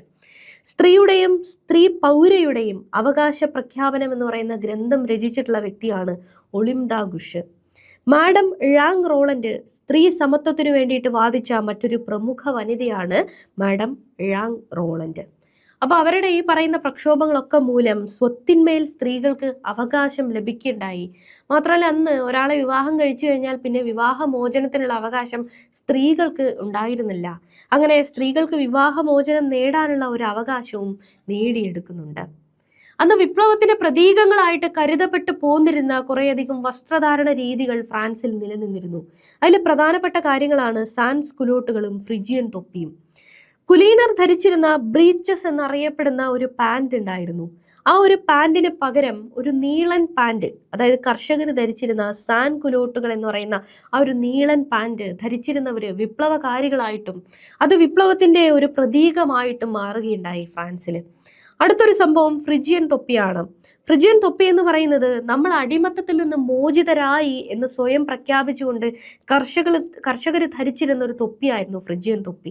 ചുവന്ന നിറത്തിലുള്ള ഈ ഒരു തൊപ്പി നമ്മുടെ അടിമത്തത്തിൽ നിന്നുള്ള മോചനത്തെ സൂചിപ്പിക്കുന്നു എന്ന് വിപ്ലവകാരികൾ വിശ്വസിച്ചു. അങ്ങനെ ഫ്രാൻസ് വളരെ പ്രമുഖമായിട്ടുള്ള മനുഷ്യാവകാശ പ്രഖ്യാപനത്തിലേക്ക് എത്തുകയാണ് 1789. ഫ്രാൻസിന്റെ ദേശീയ സഭ തയ്യാറാക്കിയിട്ടുള്ള ഒരു ഭരണഘടനയുടെ ആമുഖം ഇനി പറയുന്നതായിരുന്നു: മനുഷ്യൻ സ്വതന്ത്രനായിട്ട് ജനിക്കുന്നു, അതുകൊണ്ട് തന്നെ തുല്യ അവകാശങ്ങളോടെ ജീവിക്കുന്നു അവൻ. അങ്ങനെ ജീവിക്കാനുള്ള അവകാശം മനുഷ്യനുണ്ട്. സ്വാതന്ത്ര്യം, സ്വത്ത്, സുരക്ഷ, കൂടാതെ അടിച്ചമർത്തലിനെതിരെയുള്ള പ്രതിരോധം ഇവയൊക്കെ മനുഷ്യന്റെ മൗലിക അവകാശങ്ങളാണ്. പരമാധികാരം രാഷ്ട്രത്തിൽ നിക്ഷിപ്തമാണ്. നിയമം പൊതു ഇച്ഛയുടെ ആവിഷ്കാരമാണ്. ഈ ഒരു സംഭവത്തോടുകൂടി ഈ ഭരണഘടന മുന്നോട്ട് വരുന്നതോടുകൂടി ഭരണപരമായിട്ടുള്ള കുറേയധികം മാറ്റങ്ങൾ ഫ്രാൻസിൽ വരുന്നുണ്ട്. ഭരണഘടനാപരമായിട്ടുള്ള രാജവാഴ്ച, കോൺസ്റ്റിറ്റ്യൂഷണൽ ആയിട്ടുള്ള ഒരു മൊണാർക്കി ഫ്രാൻസിൽ നിലവിൽ വരുന്നുണ്ട്. അടുത്തൊരു സംഭവം അസൈനാറ്റ് ആണ്. 1789 പുറത്തിറക്കിയ ഒരു കടലാസ് കറൻസി ആയിരുന്നു അസൈനാറ്റ് എന്ന് പറയുന്നത്. ഇത് രാജാവിൻ്റെയും മറ്റും ആവശ്യത്തിന് വേണ്ടിയിട്ട് അമിതമായിട്ട് അച്ചടിച്ചതോടുകൂടി 1796 ഈ അസൈനാറ്റിന്റെ ആ ഒരു മൂല്യം നഷ്ടപ്പെടുകയാണ് ചെയ്യുന്നത്. അങ്ങനെ സഭയുടെ ഭൂമി എന്ത് ചെയ്യുന്നുണ്ട്, ഈ പറയുന്ന ഭരണപരമായിട്ടുള്ള മാറ്റങ്ങളോടുകൂടി ഇങ്ങനെ സഭയുടെ ഭൂമിയും കണ്ടുകെട്ടുന്നുണ്ട്. ഫ്രാൻസിനെ ഒരു മതേതര രാഷ്ട്രമായിട്ട് ദേശീയ സഭ പ്രഖ്യാപിക്കുന്നുണ്ട്. പുരോഹിതർ ഗവൺമെന്റ് ശമ്പളം പറ്റുന്ന ജീവനക്കാരായി മാറണം എന്ന് പറഞ്ഞുകൊണ്ട് അങ്ങനെ ജീവനക്കാരാക്കി മാറ്റുന്നുണ്ട് ഈ പറയുന്ന ദേശീയ സഭ. വിപ്ലവത്തിൽ നിന്നും രാജഭരണത്തിൽ നിന്നും മോചിതരായിട്ടുള്ള ഫ്രഞ്ച് ജനത പിന്നീട് സാക്ഷ്യം വഹിക്കുന്നത് റെയിൻ ഓഫ് ടെറർ അല്ലെങ്കിൽ ഭീകരവാഴ്ച എന്ന് പറയുന്ന ഒരു സംഭവത്തിനെയാണ്. ഗില്ലറ്റിൻ എന്ന് പറയുന്ന ഒരു ആയുധം ഉപയോഗിച്ചുകൊണ്ട് ഫ്രഞ്ച് റവല്യൂഷനെയോ വിപ്ലവ ആശയങ്ങളെയോ എതിർക്കുന്നു എന്ന് തോന്നിയിട്ടുള്ള ആളുകളെയൊക്കെ തന്നെയും കഴുത്തറുത്ത് കൊല്ലുന്ന ഒരു സംഭവമാണ് ഈ റെയിൻ ഓഫ് ടെറർ എന്ന് പറയുന്നത്. 1792 ഫ്രാൻസിനെ ഒരു റിപ്പബ്ലിക് ആയിട്ട് പ്രഖ്യാപിക്കുകയുണ്ടായി. ലൂയി 16 അദ്ദേഹത്തിന്റെ ഭാര്യയെയും ഗില്ലറ്റിൻ ഉപയോഗിച്ച് വധിക്കുകയാണ് ചെയ്യുന്നത്. ജാക്കോബിനുകൾ എന്നറിയപ്പെടുന്ന ഒരു വിഭാഗം റോബസ്പിയറിന്റെ നേതൃത്വത്തിലുള്ള ഒരു തീവ്ര വിഭാഗമായിരുന്നു. അടുത്തൊരു വിപ്ലവ വിഭാഗമാണ് ജിറോണ്ടിസ്റ്റുകൾ. ഇവര് മിതവാദികളായിട്ടുള്ള വിപ്ലവകാരികളായിരുന്നു. ജാക്കോബിനുകൾ തീവ്രവാദികളാണെങ്കിൽ ജിറോണ്ടിസ്റ്റുകൾ മിതവാദികളാണ്. ഇവർ രണ്ടുപേരും വിപ്ലവകാരികളായിട്ടുള്ള ആളുകളായിരുന്നു, സഭകളായിരുന്നു. ഇതിനുശേഷം ഫ്രാൻസ് എന്ത് ചെയ്യാണ്, ഭീകരവാഴ്ച സാക്ഷ്യം വഹിക്കുകയാണ്. റോബസ്പിയറുടെ നേതൃത്വത്തിലുള്ള കമ്മിറ്റി ഓഫ് പബ്ലിക് സേഫ്റ്റി എന്ന് പറയുന്ന ഒരു കമ്മിറ്റി ഫ്രഞ്ച് റവല്യൂഷനെ എതിർക്കുന്നു എന്ന് അവർക്ക് തോന്നിയിട്ടുള്ള ആളുകളെയും പണ്ട് രാജാവിന് വേണ്ടിയിട്ട് സേവനം ചെയ്തിരുന്ന ഗവൺമെന്റ് ഒഫീഷ്യൽസിനെയും ഒക്കെ തന്നെയും ഗില്ലറ്റിന് ഉപയോഗിച്ച് കൊല്ലുകയുണ്ടായി. അങ്ങനെ ആയിരക്കണക്കിന് ആളുകൾ ഈ പറയുന്ന ഭീകരവാഴ്ചയുടെ സമയത്ത് വധിക്കപ്പെട്ടു. അടുത്തത് സെപ്റ്റംബർ കൂട്ടക്കൊലയാണ്. 1500ഓളം പേർ പാരീസിലെ ജയിലുകളിൽ കൊല്ലപ്പെട്ട സംഭവമാണ് സെപ്റ്റംബർ കൂട്ടക്കൊല എന്ന് പറയുന്നത്. ഈ വിപ്ലവവും ഫ്രാൻസിലെ അന്നത്തെ കാലഘട്ടവുമായിട്ട് ബന്ധപ്പെട്ട് നമ്മുടെ പാഠപുസ്തകത്തിൽ കൊടുത്തിട്ടുള്ള മറ്റൊരു സംഭവമാണ് വിപ്ലവ കലണ്ടർ എന്ന് പറയുന്നത്. 1793 ഫ്രഞ്ച് റവല്യൂഷന്റെ വിജയത്തിന് ശേഷം 1793 ഒക്ടോബറിൽ വിപ്ലവ കലണ്ടർ നിലവിൽ വന്നു. ഇതിനകത്ത് 10 ദിവസമുള്ള ആഴ്ചകളായിരുന്നു ഉണ്ടായിരുന്നത്. ഫ്രാൻസിലും മറ്റുള്ള യൂറോപ്പിന്റെ ഭാഗത്തും അന്ന് നിലനിന്നിരുന്ന ഗ്രിഗോറിയൻ കലണ്ടറിനെ എടുത്തു മാറ്റിയിട്ട് പകരം ഈ 10 ദിവസമുള്ള ആഴ്ചകൾ അടങ്ങുന്ന വിപ്ലവ കലണ്ടർ മുന്നോട്ട് കൊണ്ടുവന്നു. ഇത് 1801 വരെ ഫ്രാൻസിൽ നിലനിന്നിരുന്നു എന്നുള്ളതാണ്. അടുത്തത് ഗില്ലറ്റിനാണ്. ഈ ഫ്രഞ്ച് റവല്യൂഷനെ എതിർക്കുന്നു എന്ന് തോന്നിയിട്ടുള്ള ആളുകളെയൊക്കെ തന്നെ വധിക്കാൻ വേണ്ടിയിട്ട് രൂപകൽപ്പന ചെയ്തിട്ടുള്ള ഒരു സാധനമായിരുന്നു ഗില്ലറ്റിൻ എന്ന് പറയുന്നത്. ഡോക്ടർ ജോസഫ് ഇഗ്നാസ് ഗില്ലറ്റിൻ എന്ന് പറയുന്ന വ്യക്തി രൂപകൽപ്പന ചെയ്തതാണ് ഈ ഗില്ലറ്റിന്. അതൊരു ചിരച്ഛേദ യന്ത്രമായിരുന്നു. രാജാവിനെയും രാജ്ഞിയെയും ഒടുവിൽ ഈ ഭീകരവാഴ്ചയ്ക്കും അതേപോലെ തന്നെ തീവ്രവാദ സഭയ്ക്കും നേതൃത്വം നൽകിയിരുന്ന റോബസ്പിയറെയും ഈ പറയുന്ന ഗില്ലറ്റിൻ ഉപയോഗിച്ചിട്ടാണ് വധിക്കുന്നത്. ഫ്രഞ്ച് വിപ്ലവത്തിന്റെ പരിണിത ഫലങ്ങൾ എന്തൊക്കെയായിരുന്നു? ഫ്യൂഡൽ നാടുവാഴ്ത്ത വ്യവസ്ഥിതി ഫ്രാൻസിൽ അവസാനിച്ചു. സഭയുടെ കൈവശമിരുന്ന ഭൂമി കണ്ടുകെട്ടുകയും അത് കർഷകർക്ക് നൽകുകയും ചെയ്തു. നിയമത്തിന്റെ മുന്നിൽ എല്ലാവരും തുല്യരാണ് എന്ന ആശയം മുന്നോട്ട് വന്നു. ആധുനിക ദേശീയത അല്ലെങ്കിൽ നാഷണലിസം എന്ന ആശയം രൂപപ്പെട്ടു. സ്വാതന്ത്ര്യം, സമത്വം, സാഹോദര്യം എന്നുള്ള ആ ഒരു മുദ്രാവാക്യം ലോകമെങ്ങും പ്രചരിക്കാൻ ഫ്രഞ്ച് റവല്യൂഷൻ കാരണമായി. ലോകമെമ്പാടുമുള്ള ജനാധിപത്യ പോരാട്ടങ്ങൾക്ക് ഫ്രഞ്ച് വിപ്ലവം ഒരു പ്രചോദനമായിട്ട് മാറുകയും ചെയ്തു. അപ്പോൾ ഫ്രഞ്ച് വിപ്ലവം അവസാനിച്ചു കഴിഞ്ഞെങ്കിലും അതിൻ്റെ അലയൊലികൾ പിന്നീടും കുറേ കാലത്തേക്ക് യൂറോപ്പിലും അതുകൂടാതെ ലോകമെമ്പാടും എന്ത് ചെയ്യുന്നുണ്ട്, ഉയർന്നു കേൾക്കുന്നുണ്ട്. ഫ്രഞ്ച് റവല്യൂഷന് ശേഷം ഫ്രാൻസിൽ നടക്കുന്ന വളരെ പ്രധാനപ്പെട്ട ഒരു സംഭവമാണ് നെപ്പോളിയൻ ബോണപ്പാർട്ടിന്റെ കടന്നുവരവ് എന്നുള്ളത്. വിപ്ലവത്തിന് ശേഷം ദേശീയ സഭയുടെ കയ്യിലേക്ക് അധികാരങ്ങൾ ചെല്ലുന്നുണ്ടെങ്കിലും ദേശീയ സഭ 5 പേരെ അപ്പോയിന്റ് ചെയ്തുകൊണ്ട് ഭരണം നിർവഹിക്കാനായിട്ട് ശ്രമിക്കുന്നുണ്ടെങ്കിലും ആ അപ്പോയിന്റ് ചെയ്ത ആളുകളൊക്കെ തന്നെ വളരെയധികം കറപ്റ്റഡ് ആയിരുന്നു. അങ്ങനെ ഫ്രാൻസിന്റെ ആ ഒരു ഭരണം മെല്ലെ മെല്ലെ അവരുടെ കയ്യിൽ നിന്ന് പോവുകയാണ്. ഇതുകൂടാതെ തക്കം പാർത്തു നിന്നിരുന്ന ചുറ്റുമുണ്ടായിരുന്ന അയൽവാസികൾ, അയൽ രാജ്യങ്ങളൊക്കെ തന്നെയും ഫ്രാൻസിനെ ആക്രമിച്ച് കീഴടക്കണം എന്ന ലക്ഷ്യത്തോടു കൂടി മുന്നോട്ട് വരികയും ചെയ്യുകയുണ്ടായി. ഈ സമയത്ത് ഫ്രാൻസ് ഒരു അരാജകത്വത്തിലേക്ക് പോകുന്നു എന്ന അവസ്ഥയിലേക്ക് എത്തുന്ന സമയത്ത് അധികാരം കയ്യിലെടുക്കുന്ന വ്യക്തിയാണ് നെപ്പോളിയൻ ബോണപ്പാർട്ട്. ഫ്രഞ്ച് സൈന്യത്തിലെ ജനറൽ ആയിരുന്നു നെപ്പോളിയൻ. ഡയറക്ടറി ഭരണത്തിന് ശേഷം അദ്ദേഹം എന്ത് ചെയ്യാണ്, അധികാരം പിടിച്ചെടുക്കുകയാണ് ചെയ്യുന്നത്. അരാജകത്വത്തിലേക്ക് പൊക്കോണ്ടിരുന്ന ഫ്രാൻസിനെ ഡയറക്ടറി ഭരണത്തിലോടുകൂടി അദ്ദേഹം എന്ത് ചെയ്യുന്നുണ്ട്, ഉയർത്തി കൊണ്ടുവരാനായിട്ട് ശ്രമിക്കുന്നുണ്ട്. 3 കൗൺസിൽമാർ അടങ്ങുന്ന ഒരു ഭരണ സംവിധാനത്തെ അദ്ദേഹം സ്ഥാപിച്ചു. ആ 3 പേരിൽ ഒരാൾ നെപ്പോളിയൻ, ബാക്കി 2 പേരെ അപ്പോയിന്റ് ചെയ്തു. അതാണ് നെപ്പോളിയന്റെ 1ാം കൗൺസിൽ എന്ന് പറയുന്നത്. അതിനുശേഷം എന്ത് ചെയ്യുന്നുണ്ട്, നെപ്പോളിയൻ ചക്രവർത്തിയായിട്ട് സ്വയം അവരോധിക്കുകയാണ് 1804. നെപ്പോളിയന്റെ വളരെ പ്രശസ്തമായിട്ടുള്ള ഒരു വചനം ഇതാണ്: ഫ്രാൻസിന്റെ കിരീടം ചളിക്കുണ്ടിൽ കിടക്കുന്നത് ഞാൻ കണ്ടു, ഞാനതെന്റെ വാളുകൊണ്ട് ഉയർത്തി ശുദ്ധിയാക്കി എൻ്റെ തലയിൽ തന്നെ വെച്ചു എന്നുള്ളത്. അങ്ങനെ ഈ പറയുന്ന ഭരണമില്ലാതെ, തലപ്പത്ത് ആരുമില്ലാതെ പതനത്തിലേക്ക് പോവുമായിരുന്ന ഫ്രാൻസിനെ നെപ്പോളിയൻ എന്ത് ചെയ്യാണ്, സ്വയം ചക്രവർത്തിയായി അവരോധിച്ചുകൊണ്ട് ഫ്രാൻസിനെ ഭരിക്കാൻ ആയിട്ട് അദ്ദേഹം മുന്നോട്ട് വരികയാണ് ചെയ്യുന്നത്. നെപ്പോളിയൻ എന്ന് ഫ്രാൻസിൽ കൊണ്ടുവന്നിട്ടുള്ള ഭരണ പരിഷ്കാരങ്ങൾ എന്തൊക്കെയാണ്? അദ്ദേഹത്തിന്റെ നിയമ പരിഷ്കാരങ്ങൾ എന്ന് പറയുന്നത് നെപ്പോളിയൻ നിയമസംഹിത അല്ലെങ്കിൽ നെപ്പോളിയനിക് കോഡ് എന്ന് പറയുന്ന സംഭവം നടപ്പിലാക്കുക എന്നുള്ളതാണ്. നിയമത്തിന് മുന്നിൽ എല്ലാവർക്കും സമത്വവും മതസ്വാതന്ത്ര്യവും ഉറപ്പാക്കുന്നതായിരുന്നു നെപ്പോളിയൻ നിയമസംഹിത എന്ന് പറയുന്നത്. അടുത്തത് കോൺകോർഡറ്റ് ആണ്. പോപ്പുമായി നെപ്പോളിയൻ ഒരു കരാറുണ്ടാക്കി. അങ്ങനെ കത്തോലിക്കർക്കും അതുകൂടാതെ ഫ്രാൻസിൽ ഉണ്ടായിരുന്ന മറ്റ് മതവിഭാഗങ്ങൾക്കും പ്രവർത്തന സ്വാതന്ത്ര്യം ഫ്രാൻസിൽ നൽകുകയുണ്ടായി നെപ്പോളിയൻ. അടുത്തത് വിദ്യാഭ്യാസ പരിഷ്കാരങ്ങളായിരുന്നു. ലിസെ എന്ന് പറയുന്ന പേരിൽ സർക്കാർ വിദ്യാലയങ്ങൾ നെപ്പോളിയൻ സ്ഥാപിക്കുകയുണ്ടായി. ഇതുകൂടാതെ യൂണിവേഴ്സിറ്റി ഓഫ് ഫ്രാൻസ് എന്ന് പറയുന്ന ഒരു ദേശീയ സർവകലാശാല സംവിധാനം അദ്ദേഹം എന്ത് ചെയ്യുന്നുണ്ട്, സ്ഥാപിക്കുകയും വിദ്യാഭ്യാസത്തെ നിയന്ത്രിക്കുകയും ചെയ്യുന്നുണ്ട് നെപ്പോളിയൻ. അടുത്തത് സാമ്പത്തിക പരിഷ്കാരങ്ങളായിരുന്നു. ബാങ്ക് ഓഫ് ഫ്രാൻസ് എന്ന പേരിൽ നെപ്പോളിയൻ എന്ത് ചെയ്യുന്നുണ്ട്, ഒരു ഏകീകൃത കറൻസി സമ്പ്രദായവും ഒരു ബാങ്കും ഒക്കെ സ്ഥാപിക്കുന്നുണ്ട് നെപ്പോളിയൻ. പിന്നീട് ഉള്ളത് നെപ്പോളിയന്റെ സൈനിക പരിഷ്കാരങ്ങളായിരുന്നു. സൈന്യത്തെ അദ്ദേഹം വിവിധ വിഭാഗങ്ങളായിട്ട് പുനഃസംഘടിപ്പിക്കുകയുണ്ടായി. യൂറോപ്പിലുള്ള മറ്റു പല വിഭാഗങ്ങളും പല രാജ്യങ്ങളും ഒക്കെ തന്നെ കീഴടക്കി തോൽപ്പിക്കാനും ഫ്രാൻസിന്റെ ഭാഗത്തേക്ക് അതിനെ അനക്സ് ചെയ്യാനും ഒക്കെ ആയിട്ട് നെപ്പോളിയൻ വലിയ വലിയ യുദ്ധങ്ങളിൽ ഏർപ്പെടുകയും പിന്നീട് ചെയ്തു. അന്നത്തെ പ്രധാനപ്പെട്ട ഒരു കോട്ട് ഇതായിരുന്നു: ഫ്രാൻസ് തുമ്മിയാൽ യൂറോപ്പിനാകെ ജലദോഷം പിടിക്കും എന്നുള്ളത്. ഫ്രാൻസിൽ അന്ന് നടന്നു വന്നിരുന്ന വിപ്ലവവും നെപ്പോളിയന്റെ ഭരണത്തിൽ ഉണ്ടായിട്ടുള്ള ഈ ഒരു മാറ്റങ്ങളും ഒക്കെ തന്നെ യൂറോപ്പിലുള്ള മറ്റ് രാജ്യങ്ങളിലുമൊക്കെയും ഒക്കെ തന്നെ അതിന്റെ ഇൻഫ്ലുവൻസ് എന്ത് ചെയ്യുന്നുണ്ട്, എത്തിക്കുന്നുണ്ട്. പിന്നീട് ലോകം സാക്ഷ്യം വഹിക്കുന്നത് യുദ്ധങ്ങളും നെപ്പോളിയന്റെ പതനവുമാണ്. യൂറോപ്പ് കീഴടക്കാൻ നിരവധി യുദ്ധങ്ങൾ എന്ത് ചെയ്യുന്നുണ്ട്, നെപ്പോളിയൻ നടത്തുന്നുണ്ട് അദ്ദേഹത്തിന്റെ സൈന്യത്തെ ഉപയോഗിച്ചുകൊണ്ട്. ഓസ്ട്രിയ, പ്രഷ്യ തുടങ്ങിയിട്ടുള്ള അയൽ രാജ്യങ്ങളെയൊക്കെ തന്നെ നെപ്പോളിയനെ പരാജയപ്പെടുത്താനായിട്ട് സാധിക്കുന്നുണ്ട്. നെപ്പോളിയന്റെ ഈ ഒരു ഭരണത്തിലുണ്ടാവുന്ന ഉയർച്ച ചുറ്റുമുള്ള മറ്റുള്ള അയൽ രാജ്യങ്ങൾക്ക് ഒരു ഭീഷണിയായിട്ട് അവർക്ക് തോന്നുകയാണ്. അങ്ങനെ അവരെന്ത് ചെയ്യുന്നുണ്ട്, ഒന്നിച്ചു ചേർന്നുകൊണ്ട് നെപ്പോളിയനെ തോൽപ്പിക്കാൻ വേണ്ടിയിട്ട് ശ്രമിക്കുന്നുണ്ട്. അങ്ങനെ ഭൂഖണ്ഡാന്തര സമ്പ്രദായം അല്ലെങ്കിൽ കോണ്ടിനെന്റൽ സിസ്റ്റം നെപ്പോളിയൻ കൊണ്ടുവരികയാണ്.